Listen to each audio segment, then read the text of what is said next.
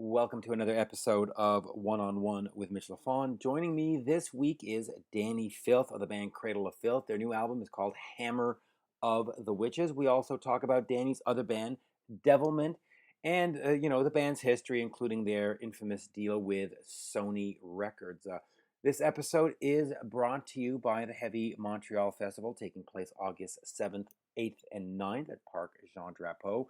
This year featuring Korn, Faith No More, Lamb of God, Bullet for My Valentine, Meshuggah, Dokken, Warrant, Lead Forward, and Extreme. No co-host this week, flying solo. So you know what? Instead of me jabbering on for the next 5 minutes, why don't we just get right into my interview with Cradle of Filth's Dani Filth. Here's Dani. Pleasure, Dani.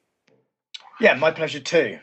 So we're going to talk about the new album, and we're going to talk about the band and all that wonderful stuff. Hammer of the Witches, first album in a couple of years. Tell me a little bit about how it came together and what were you trying to say with it? Well, essentially, it came together out of necessity to write another album, but we had we had a problem with two guitarists due to health and personal reasons, and therefore had to find two new guitarists for a co-headline tour we did with Behemoth at the beginning of last year. And I guess you could call it a catalyst or a springboard for us to begin writing. As the band got along famously, we were playing a lot of older, faster, more twin guitar harmony material. Right. Although we were playing a good cross-section of stuff from all across our 11 albums.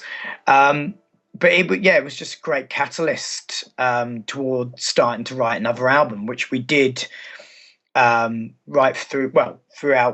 the summer period, where we undertook summer festivals, and then we went to Russia for a month in October. Then I went on tour with my other band, Devilment, for a month, and literally then we were in the studio. So we worked prolifically and very hard across last year. And I think there was I didn't sit down and go, this is how this album's going to be. We need to make it as organic as possible. And so with everybody contributing, it was just a matter of waiting for an initial run of songs to get a flavour and a direction, and for that to suggest something. And initially it suggested to me something about witchcraft and demonology. I was staring at a book on my in my office, Malleus Maleficarum, and I remembered that the title of that in English was Hammer of the Witches, or Hammer for the Witches, and I thought of it in regard to the hammer being the witch's hands. It's about resurgence, revival, revolution, revenge, whatever you want to call it. And yeah, having posted it on social media and spoken to the artist about it, who loved the idea to start working from, it grew from there. It really did. Now, you mentioned Devilment, which is another band that you've sung with. I want to ask you about all the different lineup changes. From 1991 till now, you have been in Cradle of Filth, and now you do Devilment. At what point does sort of brand take over for band? When does it become a solo project and no longer a band? I don't know. Cradle has never been a solo project. Right. And Devilment was something that I did because some friends wanted to form a band, or they had got some ideas and they needed some help with some singing. And because they're local and I had some downtime with Cradle, I begrudgingly agreed, and got to like it, and got to like the fact that it was like a pressure outlet. And at one point they were like, we should call this, Dani Filth or something that. Right. And I was like, I don't want to do that. That's just like, that's selling it on something. And although it will be sold on that, I don't want to bring the music into disrepute because of it. This is our own entity, the people in the band are all cool, all have their own personalities and are very good at what they do. It's just something new. But as I say, it's good because it is a pressure outlet. It's like, It's not vastly different to if my dad was to hear it, he'd probably think, same genre. Right. But it's vastly different enough that I don't have, it doesn't step on Cradle's toes. And in fact, it filters out all the stuff I want to do that doesn't really work for Cradle. So it helps me out as well. A bit of like an alternate exorcism Right. to that of Cradle. Yeah, you know what I find interesting with Cradle and you and the different lineups, it's almost like an Alice Cooper or a sort of a White Snake kind of thing where you've got the main guy and the That's a players great are. analogy, that. Thanks. Yeah, well, it really is. And so talk to me about the sound. I mean, okay, you got the first album and it's got the fans and they go, well, that's the classic sound. But then you bring in these new guys, much like Alice Cooper does, and the sound evolves. How much of that are you conscious about? Do you deliberately go and say, okay, I need a new drummer for the sound I want to get on the next album? So just talk to me about the lineup changes Well, it and wouldn't be. They've all been. It's never been like that. No, it's all been because either people want to leave the band and right, do their own band because they've seen the success we've garnered and think they can do it themselves, or right. people left because it's just a lot of hard work. It Some, is. some people have gone back to university to teach. Mhm. Um, Other people, mainly a couple of keyboardists, have left to pursue families. Right. Um, and in the last incarnation, there were issues with our previous guitarist had some issues. He couldn't come on this tour we'd booked, Mhm. and we knew about that well in advance, like months and months in advance.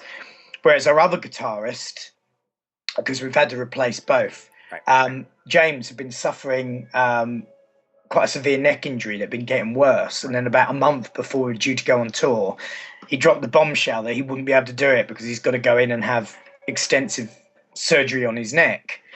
So the last, this lineup for Hammer of the Witches has been totally grown together out of absolute necessity to undertake that tour. And because of that tour and how well we gelled and played together, and we were playing a lot of our older material and the wide cross section of later albums, like I said, it was just a great catalyst Right. towards beginning writing another record. And everybody got on famously, and you start to learn to appreciate things. But it's not a case of we need this or that. I mean, Martin has been our drummer now for almost 10 years. Right. Everybody contributed to this record, so I think people, we've got such a good back catalogue Yep. that people know what's Cradle of Filth and what isn't. And obviously, we don't just pick people willy nilly and go, "Oh, would you like to be in our band? Would you do it?" No, of course. And I'm Yeah, certainly not suggesting that, of course. no. So, these people, But is Ash it and Richard in particular, the right? two new guitarists, both were fans of the band and both were sort of rigorously, Richard more so because we obviously knew that months in ahead that we needed to get a replacement guitarist, whereas Ashok was kind of just thrown into the mix at the last minute. It's just gelled very well, and we've been very fortunate I've been very fortunate to work with great friends and musicians over the years, but it's never been a case of um, as you say, like the Alice Cooper thing. I'm Right. sure it's not the same with him either, but it's nothing to do with corporate fingers or this is going to sound like that. Oh, no, no, no, and that's not what I meant. I just meant that as new players come in, obviously the sound has to change. I mean, you can't just clone people, right? I mean, No, as they change, is it frustrating for you or is it reinvigorating because you get that new guy that plays the guitar just a little different and you got that bass player, or or is it a frustration like, oh, I just wish we had the same guy? Like, what is it for you? Frustrating or reinvigorating? in the past it's been frustrating. Okay. This album has been totally revigorating. Okay. Um, because it's been great. And the first time I knew, I mean, obviously they played great live, we were getting great reviews and stuff, and really missed the guys when we walked off the tour bus at the end of that Behemoth tour. Hmm. Um, we gave it a few weeks, and everybody was buzzing and wanting to start right. And people sent me a few bits and pieces. What do you think? And yeah, there was a realization that we'd picked up, literally picked off where we left from the tour, and people had some great ideas. And we've been very prolific on this album. We actually had to drop 3 songs before from the studio, one of which, and it proves that I'm not this weird dictator um, or dictator. It's the fact that one of the songs that I thought was going to be turn into a real crown and glory, we dropped because we kind of voted on what needed to be done, and that was sort of 80% there. And I had a vision for the middle section that involved choirs and that. But I was like, that's cool. We'll pick this up at another time. As it is, there's 2 tracks that are on the special edition that could have easily been on the main album had it not been that the record company want 2 bonus tracks. Right. Subsequently, when I listened to it, I listened straight through. Right. But there's no loss of quality there, or in the songwriting or in the production, because we didn't actually verify the track listing until pretty much it was delivered. We just couldn't choose. Right. You mentioned before that some members left because it requires hard work, and I gotta say, it must be incredible hard work, because extreme metal is not the kind of genre where you can put on a song and it'll go to MTV or it'll go to, whatever rock radio, and you'll have a pop hit. Tell me about how difficult it's been to get this band from 1991 to 2015. What obstacles have you encountered? How much hard work is it? Well, I don't want to say that people haven't been into hard work. It just can be, a bit draining sometimes. There's a Right. lot of physically it's draining. Right. Mentally it can be draining, especially if you're away from home for a long time. But Right. as a band, we've encountered everything you could encounter. We've been on the biggest labels, Sony, and then Yeah. And I want to talk to you about that after. Okay, well, I'll leave that then. But even when we straight after the first, and this is interesting in itself because there's so many tales about the band. Mm-hmm. But after the first album, the band split into 2 factions because we had two managers. 3 went off and formed Blood Divine, leaving myself, Nicholas Barker, and Robin Eaglestone to take our record company to court because we'd recorded and we fell out with them. We thought they were doing an awful job, which they were. So we took them to court, and we were in court for about a year, and we won the rights to an album we'd already recorded as the 6-piece called Dusk in Her Embrace. Mm-hmm. Now that version never has seen the light of day. We won the rights to re-record it for Music for Nations, right. And our price and their acceptance for allowing us to have these rights and to move on as a band off their label was the Vampire album or EP. So that was that was difficult. I mean, literally, you have a debut album, everybody's getting into it, you've been on tour, and then suddenly the band splits into opposing factions, and you're in legal disputes for a year. It was very soul destroying, but good thing just came out of that, actually.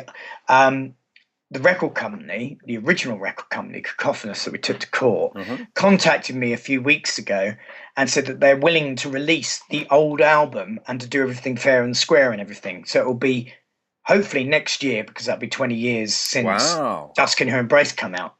That the old, see how the original version, the original Dusk in Her Embrace, which doesn't have Malice Through the Looking Glass, but has Nocturnal Supremacy instead, will actually see the light of day. So, yeah, ups and downs, been there, seen it, worn the T-shirt.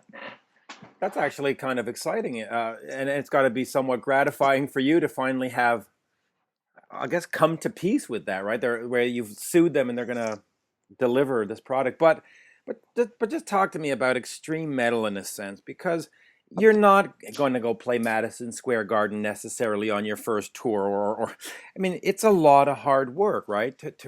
How do you build a following in this genre?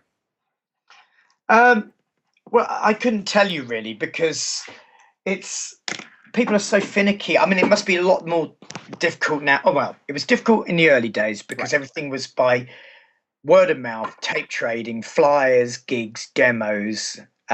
We had no internet, nothing was immediate. But what you did have was magic.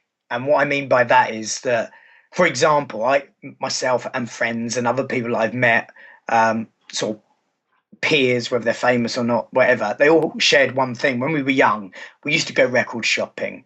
And people will remember going, you visit the same shop about 4 times before you actually decided on the record. And then you'd play the hell out of it, whether you liked it or not, because you'd spent your money on it and you'd spent time. And that was the process. And everybody would save a bit of money for an album they didn't actually know much about, but Right. that was why you shopped. That doesn't happen anymore, really. Nope. Everybody wants everything's immediate. So I don't really know, because it's like two sides of the coin. I suppose the magic helped back then because word of mouth became infamous. Now, you couldn't really have a really creepy band on the internet, that was strange, mysterious. You could just have a black Facebook page. The whole purpose of having a Facebook page would be completely pointless, if you know what I mean, if you're trying to be mysterious anyway. So you wouldn't get any following. So I don't know. All I can say is that we've, over the years, developed, I suppose, a certain style of lyricism, a certain style of look. The artists we work with, production, the way the band presents itself and stuff. There's lots of little attributes that have made up Cradle of Filth, but I couldn't actually tell you which one was, what got people wet. Yeah, and I do want to talk about the look, but let me get into Sony here. So you've done Cacophonous, you've done Music for Nations, and then Damnation and a Day, you decide, okay, we're going to sign this with Sony. And I can see why you'd want to do that. They've got a great infrastructure. I'm sure the pay is a lot better than Music for Nations. But it didn't really work out. Tell me a little bit about the Sony deal. What made you go to it, and what made you decide, wow, this is not where we need to be? What made us go to it was, as many people warned before, that you get signed up by someone. And we had this guy, Nick Raphael, who was the head of Sony here in England. And he said, I don't know anything about this kind of music. All I know is it's great and it's going to work well. And I've got these great big ideas for it. And there was imagine a door being open and a golden glow coming from beyond. And yes, we got paid a lot of money. We went in the studio. And instead of wasting it, went in the studio, we went to Budapest, recorded with their National Film and Radio Orchestra, and put out this whopping great album, whereas people actually thought they were going to put out some sort of dance tune or something. Yeah. It went completely the opposite. We worked with really good, expensive people. We were in a very luxurious studio called Parkgate, which we'd used before, but we didn't have quite the amount of time that we did this time. And it was great. But the whole experience was great anyway. We got into the UK charts with the first ever DVD only release, which was a complete novelty at the time for people. Went to lots of, high-end parties. I was on TV quite a bit. That side of it was awesome. And then Nick Raphael, as I guess is the usual case, they moved him to a different job in a different part of the world. And then suddenly they didn't know what to do with us. At that point, we were headlining the B stage of the American Ozfest. We were taking Kill Switch, Shadows Fall, Chimera, Sworn Enemy out in the off days, playing headline shows. And it was a springboard from which people like Rammstein, Slipknot, all these other big bands, Disturbed, played and then got on to major success. Right. Trouble being, by that point, nobody knew who we were, and we were visited once by an executive from Sony in Chicago, and he asked me where Dani Filth was, so I pointed toward Derek Green because I thought it was ironic, someone twice my size in black. And yes, he went and trotted along, never saw him again. But the good thing was, they didn't make a fuss. They didn't say, right, but you've signed for so and so many albums, so we're just going to let you rot in, mediocre. Purgatory. Yeah, purgatory for the next 3 years. They were like, fine, and we walked straight from them into a deal with Roadrunner.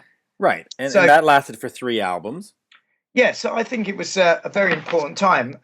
I have got great memories of that time. Um, I got a great sports car out of that time as well. If I'm being selfish, Sure. but no, it was a good time. It was a fun time. It was a time of sort of open vistas and new horizons. And I remember the Ozfest and then the subsequent tour that generated, which was with Moonspell and Typo Negative supporting us in America. I remember those two tours as being, the highlight probably in my touring career. Right. Why the highlight? Just because of the lineup, the typo, or Well, no, because? it was 10. Well, no, the Ozfest, 10 weeks Well, in sure. America in the summer, playing, being the headliners, and we just had such a laugh with all the other bands. The main stage, everybody sort of was like, "Ugh," don't it was us and them, and there was like we organised great big parties, and we'd get all the tour buses around like wagons, fending off in Indians, and we just have so much fun. It was just like a proper summer of love, but with all these extreme metalers and metalers and punk guys, and it was just really good. And then obviously, yeah, the tour, Moonspell and Typo supporting us, was a great success, and a great lineup. So it was just it's just something I remember with great fondness. So just to finish with Sony, then, as you just said, then they didn't come in and interfere with the sound or interfere with your image. They pretty just much left you be what you are. Well, I think all the record companies have done that. Okay. I can't remember one time when anybody's made a suggestion, and even on this album, my manager asked us and said, "Look, why hasn't the record company been in contact? Don't you think that it's a bit odd?" And I said, "Not really. I think the fact that this is our 11th album, and they know why they signed us, Right. because Nuclear Blast apparently been after us for like 14 years, but we went to."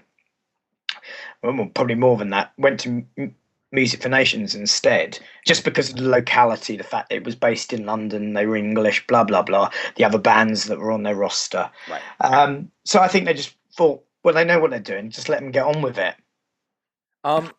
You mentioned image before, and when you look at the press release for Hammer of the Witches, one of the first things that's mentioned is the artwork by Arthur Berzinch.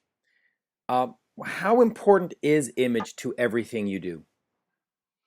Well, I think it's not more important. I think it's as important. Music's obviously the main Right. focal point. That's why you're in a band. That's it. That's the nucleus. You get that right. Mm-hmm. There's no reason why you can't play around with all the other things. I mean, I pride myself on my lyrics, and it's my fault. I back myself into this corner where my lyrics are very florid and poetic, and I put a lot of work into them. But that's my thing. But I've always maintained from day one that we have great artwork, and Yep. that people are buying a Cradle of Filth album. I want it to be an experience, and them to go, wow, oh yes, this is great. I want them to be involved in it.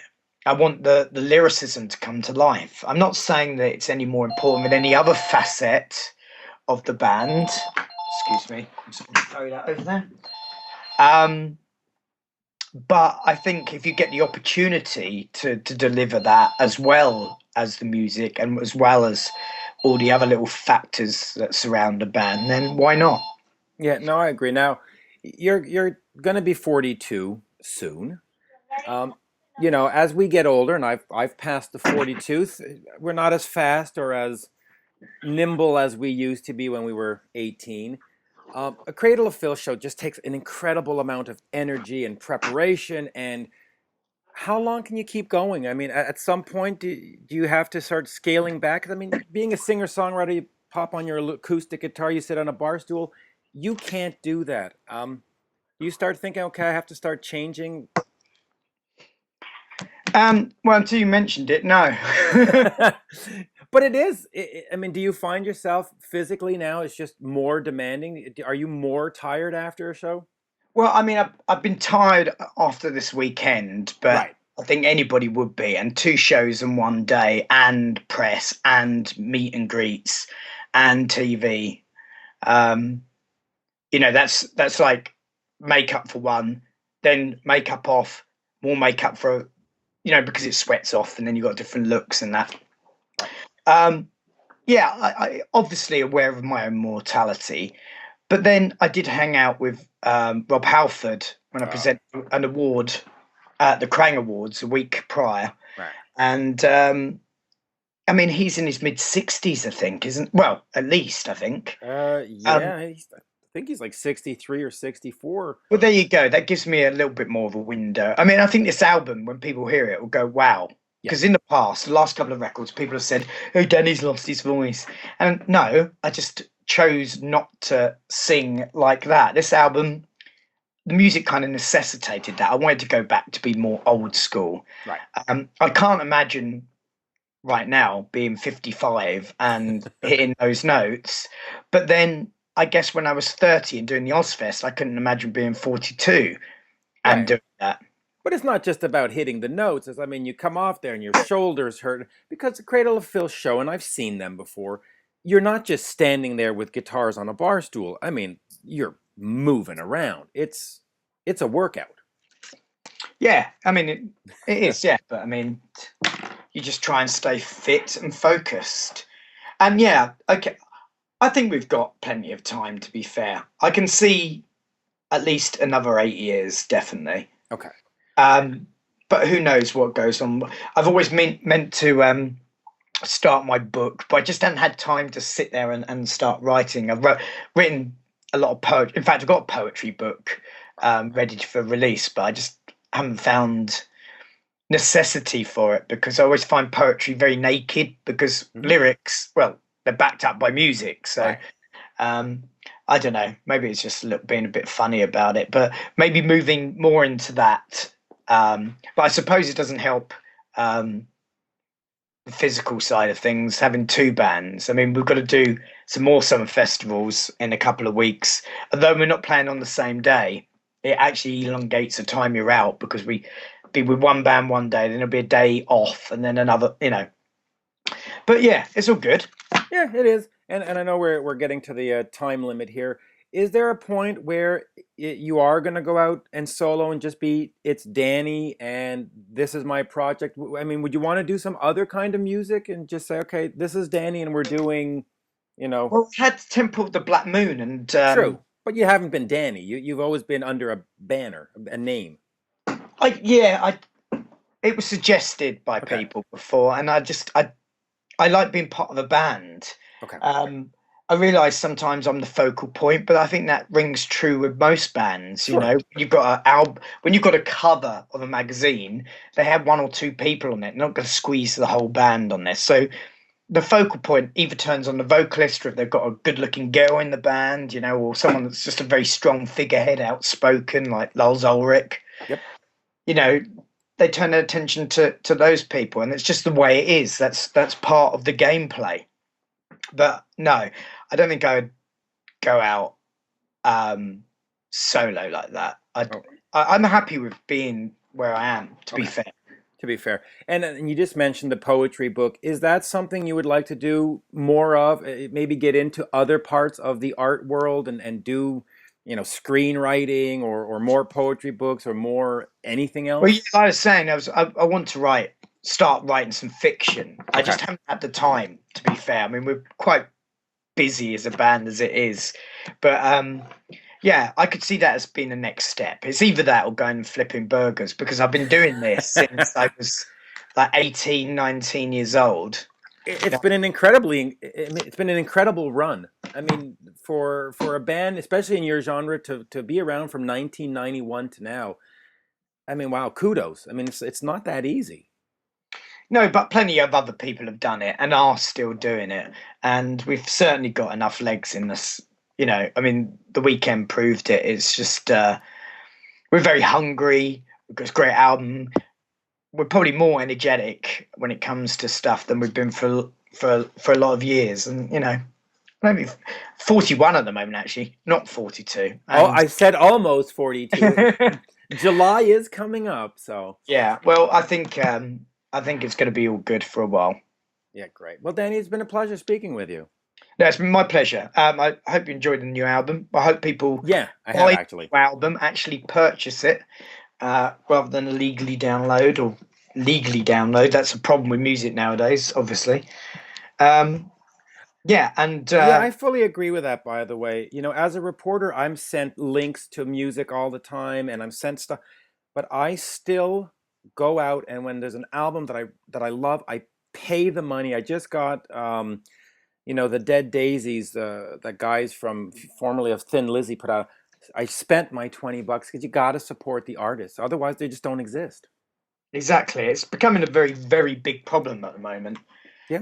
And I know so many people whose bands are suffering or have complete. When I say suffered post tense, I mean the fact they split up because they just can't physically afford to do it anymore.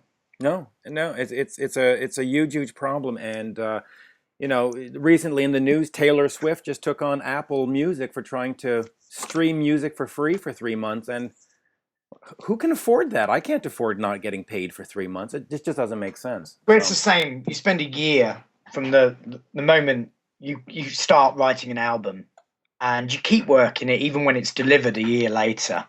And if you were to say to anybody else in any other form of employment, okay, I know you've been saving for a mortgage or for that new car or that holiday you've been hankering after. I know you've been saving for a whole year, but you know what? You can't have it because I'm going to take it off you for nothing. yeah, You'd be really fucked off. yeah. Oh, I fully agree, and you know, people have got to go spend the money. It's crucial. And last thing, will you be in North America or in Montreal soon, more specifically?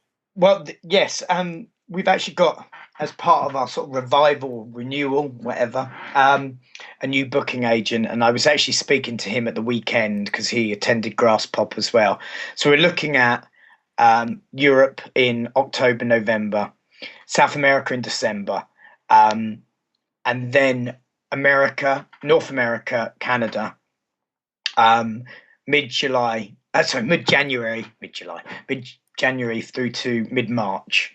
And then there's more stuff being put on as we. But it's all very. They set the dates, they set the parameters. Hmm. Now the hard work, getting the venues in the right alignment and where and when and who's supporting and all that malarkey will now come into effect. But yes, we're definitely coming. We had a visa issue before. It was just down purely to there were a few fuck ups along the way and protocol at the US Embassy in England. They just changed the way they operated things. So some people had to go for medicals, and then we suddenly found, well, we can't give you a yes or a no until maybe a 4 month period. We're not really sure. It's all very new, so it's taken ages to turn around. And we're like, normally we rock up at the embassy 2 weeks prior to a tour. There you go, stamped off you, no problem. But we had issues last time, so we've got a lot of ground to cover. We've obviously really missed going to North America and Canada. We went to Canada last year, and I actually stayed with my family for a week and had an amazing time. So yeah, just really looking forward to getting out and playing this album with this lineup as a band. Yeah, I'm looking forward to it. I'm looking forward to seeing you at hopefully the Metropolis because it's a great venue for shows and Yeah, I love that place. We always seem to play it when it's effing freezing cold as well. It's always like 6 inch worth of snow when we play there.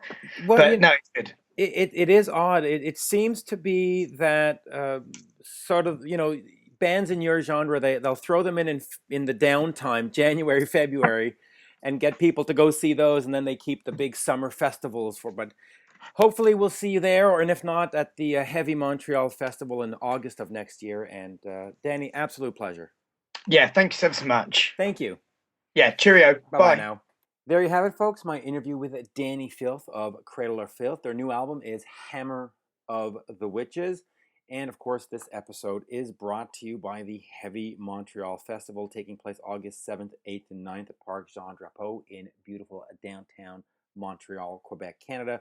Alexis on Fire, Macedon, Meshuggah, Extreme, Arch Enemy, Korn, Faith No More, Slipknot, Lamb of God, Bullet for My Valentine, Warrant, Doc, and Asking Alexandria, and many, many more bands.